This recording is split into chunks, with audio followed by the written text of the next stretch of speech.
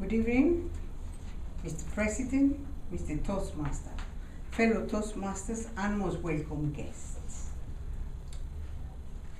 I was fortunate to have attended a writing workshop at Morton Hall Park, and together with a photograph, I wrote a piece that was edited in a book called Saturn Word Factory. While I was doing the workshop, I learned the history behind the place, its owner, the business, and the legacy. And I would like to share it with you tonight. A green oasis of 125 acres in the north part of Saturn, Surrey, is Morton Park Hall, a place where most people go to escape the suburban sprawl. Morton Hall was built in 1770, and it has many uses as family home, boarding school for young gentlemen, a military school in the First World War, and chain of restaurants. The estate was owned by Westminster Abbey, and the building has 4 centuries of changes.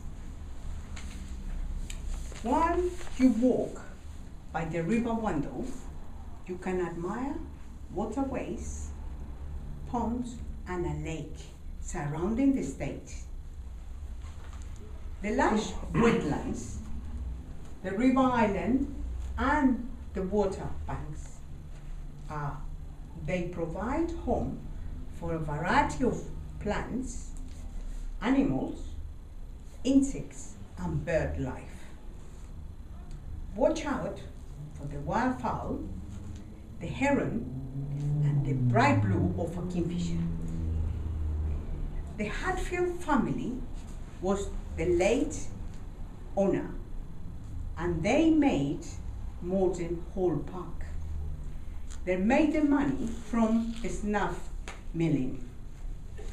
As we all know, snuff was very fashionable during the 18th and 19th century. And Gilead Hatfield, who was the owner, that was his business. When you go in the park, you see 2 18th century cottages surrounding the 2 water mills that once were used to ground the tobacco. The tobacco leaves were drying kilns before grounding, and you can see the kilns by the bridge. Also, you can see the water wheel that until 1922 helped to turn the massive milestones to ground the coffee. The tobacco. I'm thinking of coffee. Sorry. It's my fault. Yeah. Okay.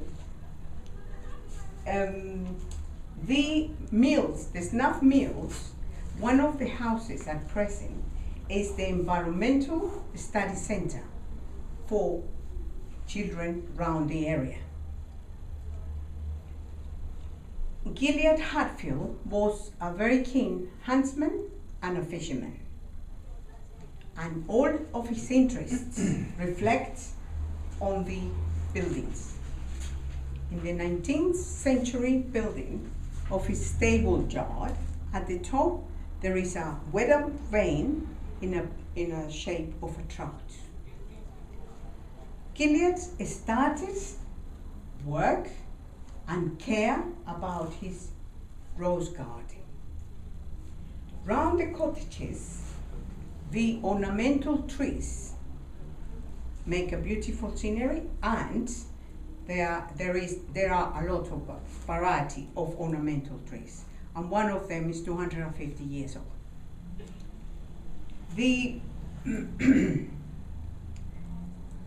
tragedy struck when Gilead's wife-to-be died in a freak accident in her bedroom just before their wedding. Gilead never married.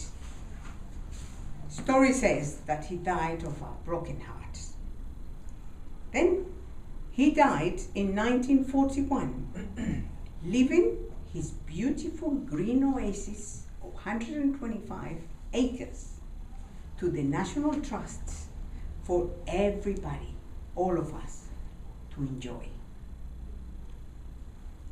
And now there is a new reason why we should visit Morden Hall Park. Why? Remember the stable yard? Well, it was a derelict building until last year. The General Director of the National Trust, Dame Fiona Reynolds, she officially opened the Living Green Visitor Center, which is aimed to advise and inspire people how to live environmentally friendly way. So it is very interesting, something for you to know.